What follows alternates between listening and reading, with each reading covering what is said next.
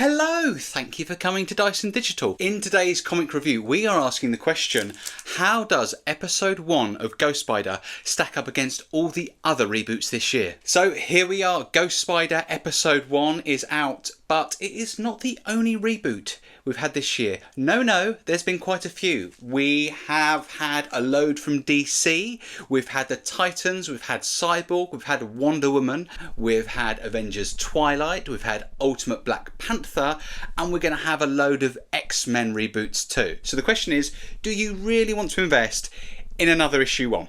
So that's what we're going to look at today. So issue 1 starts off with Gwen being stuck in a new Earth.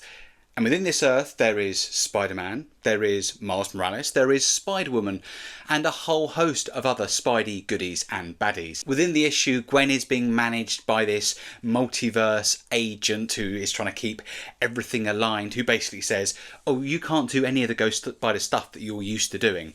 So she's really struggling with her identity, or her lack of identity, and this transition to being a nobody, when she's so used to helping people, and that's very much her purpose. She's at a conflict between maybe who she was, who she's expected to be, and what she truly feels in herself. So, of course, this struggle and conflict leads to her being Ghost Spider, the idea that she is a ghost, or supposed to be a ghost, within this society. And of course, her true purpose to help others, yes, it comes out very quickly in the episode. What's great is, compared to, say, Ultimate Spider-Man issue 1, where there was a lot of laying the ground, we lay the ground in this issue, but we also see Ghost Spider kicking some ass and helping people from issue 1. So we see Ghost Spider come face to face with our first villain, who is the Hunter Craven. What they don't do is flesh out Craven, who he is, any backstory, any motivation, as opposed to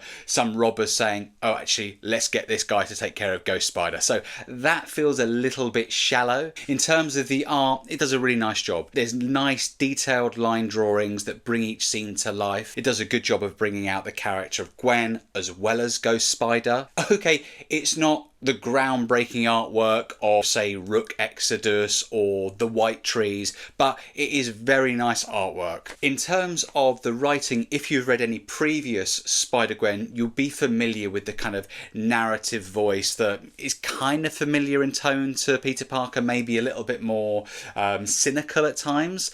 That voice is very, very present here in this issue. So if you're familiar with any of this previous work, the writers have done a good job to make that voice consistent. You'll feel like you're continuing this journey. If this is your first time with Ghost Spider, the comic does a really, really good job of pulling you in. It's got some exposition through narration at the start that sets up who she is, why she's here, what she's up to, and then it gets on with the story. It's not overdone, and it's nice, it's concise, and it makes it an accessible comic. It is a good entry if this is your first time with Gwen Stacy. So overall, this is a really nice introduction to Ghost Spider. It's accessible if you've never read any of the Ghost Spider comics.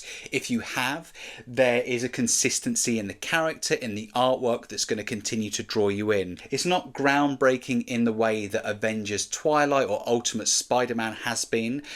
So if you're looking for something that completely shakes up the canon, I think you can go somewhere else. But if you like Ghost Spider, if you like the world of Spider-Man, this is promising to be quite an interesting read. The only thing that is nagging for me that doesn't ring true is Craven as a really shallow villain that's just been added in, that feels to me like a marketing ploy. Call me cynical, call me cynical if you will, but it just felt so shallow and unnecessary that I could think nothing else than, oh, they're trying to bring awareness of this new villain for the movie. So, putting that aside, it's done enough to draw me in, and I will be getting issue number 2. Let me know what you think in the comments, guys, or are there any other reboots that you'd like us to look at in this channel? Thank you so much for coming, guys. Please like, please subscribe, and hope to see you soon on Dice and Digital. Cheers, guys.